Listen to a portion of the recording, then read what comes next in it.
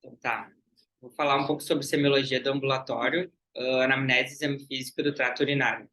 Ah, Meu nome é Arthur Gomes, eu sou R1 de Urologia do Hospital Federal da Lagoa.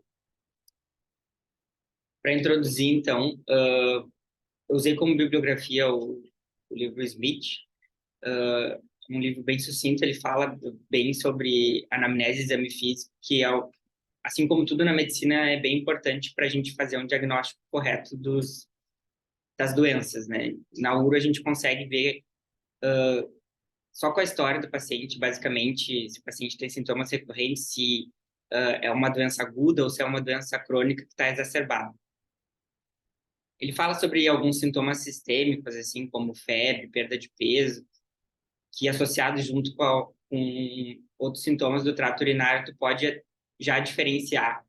Por exemplo, cistite aguda é uma coisa que não costuma dar febre, e prostatite e pielonefrite já costumam dar febre alta. E em crianças, ele fala também que uma infecção de trato urinário em criança pode ser, a apresentação inicial pode ser só febre, sem outros sintomas. E câncer renal é uma coisa que também pode dar febre de 39 graus ou mais.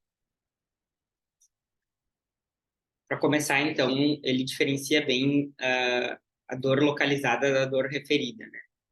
A dor localizada é uma dor que ela é sentida próxima ao órgão envolvido.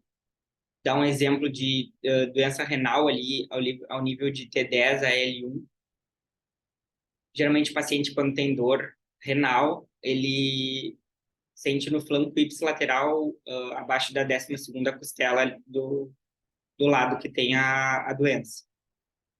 E a dor referida é uma dor de origem no órgão, mas não é sentida tão próximo. Como exemplo, uma cólica ureteral, que às vezes o cálculo está preso no ureter alto e a pessoa sente dor no testículo ipsilateral, porque a dor irradia lá para baixo. Ou quando a pessoa tem um quadro de cistite aguda, a queimação que ela sente pode ser uma queimação uretral, na uretra distal nas mulheres, na uretra glandar nos homens. Anormalidades urológicas geralmente estão associadas com anormalidades gastrointestinais e ginecológicas. Então, muitas vezes o paciente tem aquele sintoma e é um sintoma urológico, e se é uma mulher, pode se manifestar de forma ginecológica. Isso por causa da inervação sensorial comum ali desses sistemas. Primeiro, então, de cólica renal. Já falei ali sobre, geralmente o paciente sente dor abaixo da 12ª costela ipsilateral, uma dor que pode se espalhar até o umbigo e face ilíaca esquerda, né, nos casos do lado esquerdo.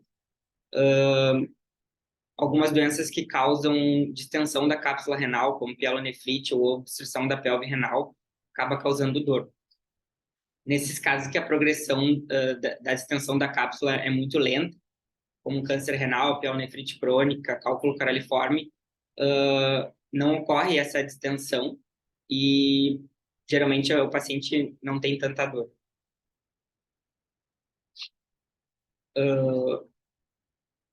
Cólica ureteral, então, a dor de cálculo preso no ureter, uma obstrução aguda ou por cálculo ou até um coágulo mesmo, ela é uma dor combinada, né? Primeiro, porque distende a cápsula, e segundo, por causa do espasmo ureteral. Ela irradia para todo o trajeto do ureter. O paciente sente na bexiga, ou se é um homem no sacro escrotal, ou se é uma mulher na vulva, aquela dor irradiada. Se é um cálculo preso na porção média do ureter, pode simular algumas doenças. Se for do lado direito, simula apendicite, o paciente tem até um sinal de Bloomberg positivo. Se for do lado esquerdo, pode simular uma diverticulite aguda. E na porção inferior, geralmente o paciente tem sintomas de irritabilidade vesical, como disúria, folaciúria, urgência. Aqui ele fala da topografia da dor, né? Que nesse pontilhado em cima é a dor renal, que geralmente ela fica localizada naquela área, e esse traçado de baixo é a dor ureteral, que pode se irradiar até lá embaixo. Ainda falando sobre a anamnese, a dor vesical geralmente ela é causada por distensão da bexiga, nos casos de retenção urinária aguda, quando a bexiga enche muito, distende subitamente. Nos casos de retenção urinária crônica ou bexiga neurogênica, o paciente pode apresentar pouco ou nenhuma dor, justamente porque ela não distende tão rápido. E os sintomas mais comuns de dor vesical são de infecção, que nem eu tinha comentado antes, os sintomas de urgência, disúria, ou aquela queimação na uretra distal. Geralmente pode ser associado aos sintomas gastrointestinais por causa daquela inervação comum que eu falei. Nos casos de pielonefrite, o paciente tem dor abdominal, distensão, náusea e vômito. Tu até acaba confundindo com algum quadro gastrointestinal, uma gastroenterite ou uma apendicite aguda. Quando tem distensão da pelve renal, eles chamam isso de reflexo reno-intestinal. Em relação ali à anatomia, né, por proximidade, o rim direito está relacionado com a flexura hepática, com o duodeno e com a cabeça do pâncreas. Então, muitas vezes a dor ali pode confundir com a dor em outro órgão. E o rim esquerdo está relacionado com a flexura esplênica, sigmoide, baço e estômago. Está do lado oposto. A bexiga está intimamente relacionada com a parte superior do reto, então pacientes que têm doenças intestinais, como doença inflamatória intestinal, síndrome do intestino irritável, constipação, eles podem ter sintomas miccionais junto. E também pode dar irritação peritoneal, né? Quando pode simular uma úlcera péptica, ou uma apendicite, como eu já falei, do lado esquerdo, ou uma colecistite aguda. Sintomas miccionais, então, de cistite, os mais comuns, infecção na bexiga, radiação vesical, prostatite, cisto ovariano, corpo estranho na bexiga. Todos esses sintomas acabam causando esses sintomas miccionais que eu vou falar. O primeiro deles é a frequência, né? A bexiga tem uma capacidade mais ou menos de 400 ml e a inflamação diminui essa capacidade. Então, como o paciente está com algum quadro que causa inflamação da bexiga, isso diminui e a pessoa fica com vontade de urinar o tempo inteiro. Distende, a pessoa tem dor. A fibrose da bexiga também, por doenças como tuberculose, cistite actínica ou intersticial, pode também causar aumento de frequência. Ou corpo estranho, alteração de pH, ou até algumas substâncias que a gente ingere diariamente, que são irritantes, como álcool, cafeína, chocolate, comidas apimentadas, podem causar aumento da frequência urinária. Noctúria, então, é um sintoma que pode estar relacionado só por a pessoa tomar muito líquido antes de dormir, ou tomar café ou bebidas alcoólicas pelo efeito diurético, ou também relacionado com pessoas que têm distúrbios cardiovasculares, como insuficiência cardíaca congestiva ou varizes, que durante a noite os líquidos são mais mobilizados, então a pessoa acaba urinando mais à noite. Disúria, então, é um sintoma de inflamação uretral da bexiga ou da próstata. A disúria é um sintoma que geralmente ele é presente somente na micção e muito associada a outros sintomas, como esses que eu estou falando. Disúria relacionado com aumento da frequência ou com noctúria.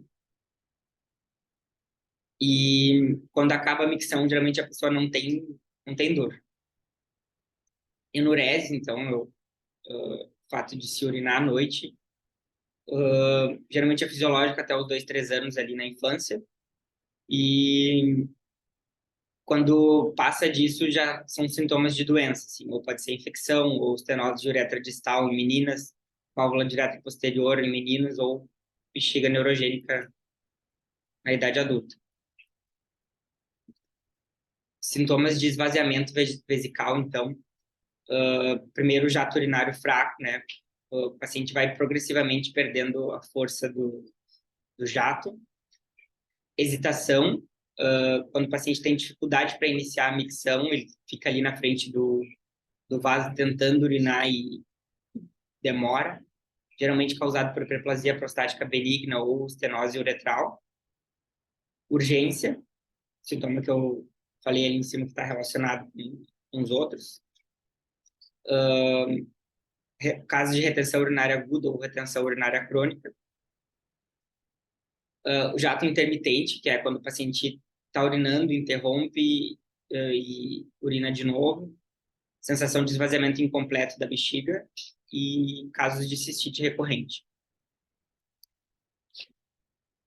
Incontinência, então, ele separa entre incontinência verdadeira e incontinência de esforço, né? Incontinência verdadeira é quando o paciente perde urina espontaneamente, assim, não tem nenhum fator causal, geralmente por uma prostatectomia radical prévia, epispádia ou uma fístula vésico-vaginal, ou incontinência de esforço por fraqueza dos mecanismos esfincterianos. A pessoa faz algum esforço, como tossir, rir, levantar da cadeira, muito comum em mulheres multíparas, né? E está associado a disfunções neuropáticas. Urge incontinência, então, urgência severa causada pela incontinência. O paciente tem vontade súbita de urinar por causa da incontinência. Um quadro muito comum que dá urge incontinência é cistite aguda, né? Ou lesão do primeiro neurônio motor. Incontinência paradoxal quando está relacionado à flacidez da bexiga ou à retenção urinária crônica.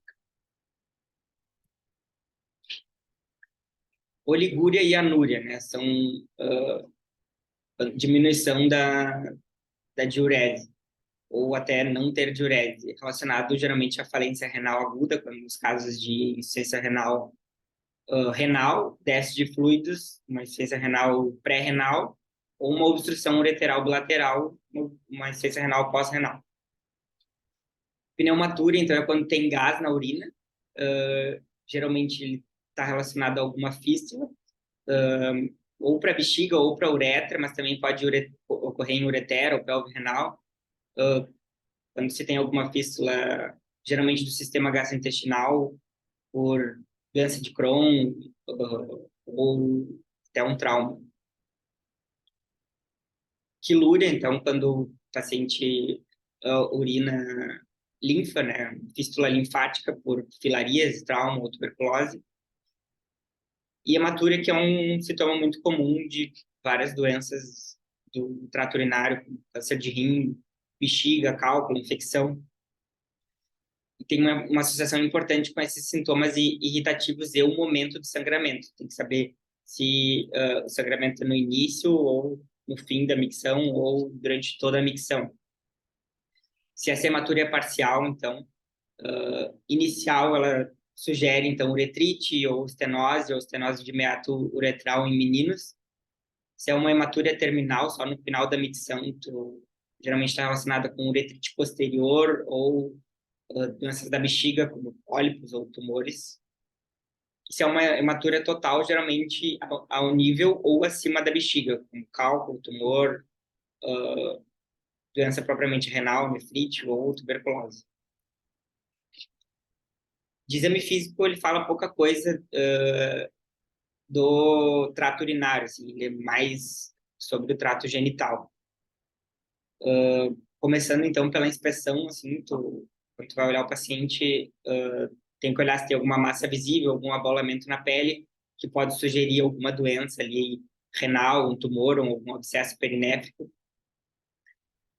Na palpação, então, a gente dificilmente consegue palpar os rins, mas o rim direito consegue palpar mais fácil do que o rim esquerdo, porque o rim direito tem o fígado ali, então ele é um pouco mais baixo do que o esquerdo.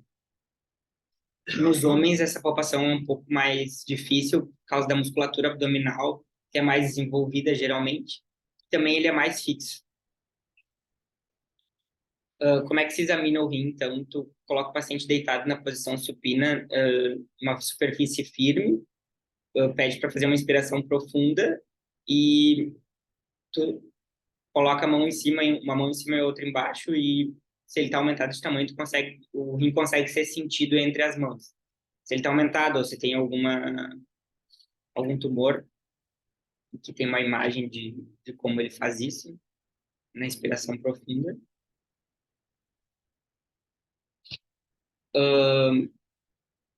Algumas causas de aumento do rim, né?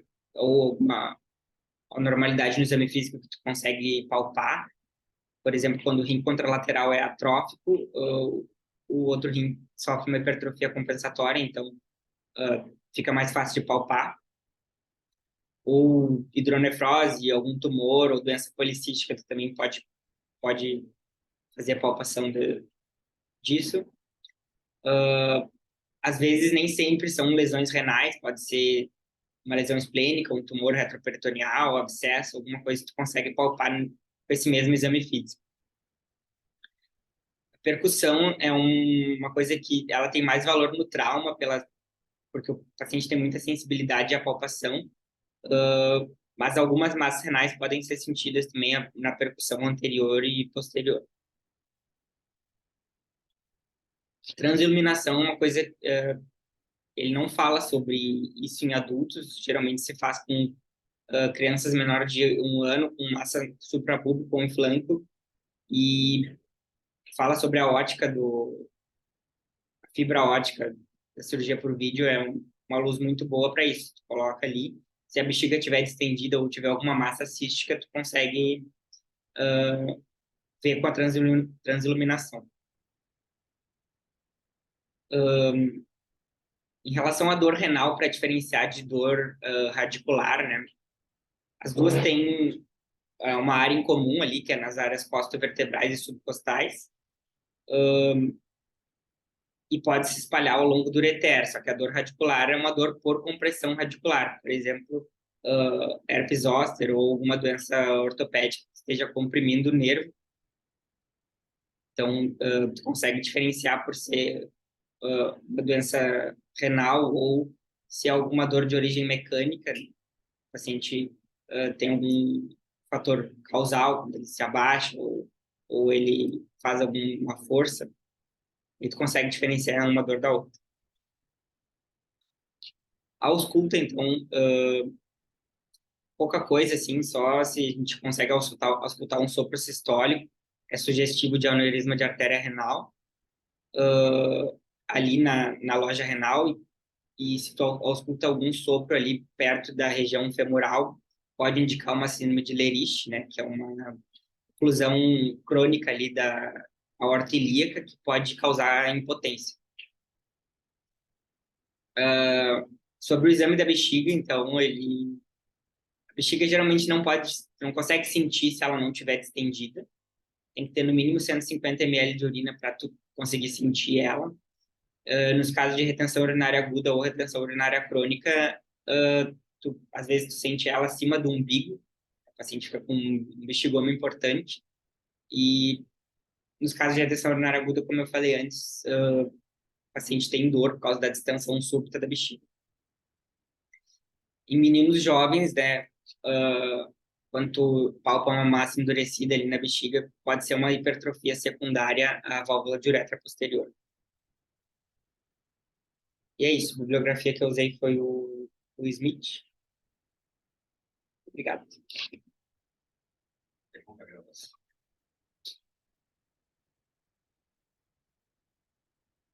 A aula de semiologia é uma aula muito difícil de ser dada, porque você não tem muita... É complicado. Uma aula